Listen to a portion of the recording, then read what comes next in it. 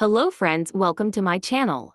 Today I made a skin whitening and brightening rose powder face mask. This pack made your skin tone fair and glow, reduce fine lines and wrinkles.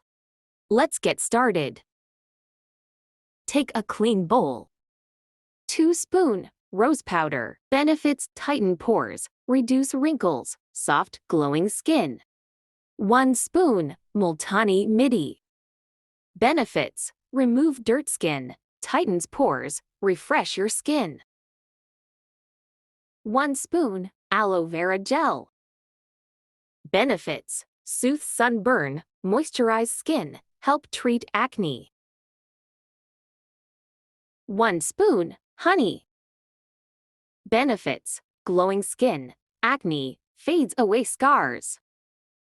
2 spoon yogurt. Benefits: for dry skin, for glowing skin, for dark spots. 2 spoon rose water. Benefits: pore cleanser, acne fighter, best skin toner. Mix all ingredients well. Our skin whitening and brightening rose powder face pack is ready. How to apply? First, face your wash and apply evenly the face pack in thin layer. Leave it 20 minutes.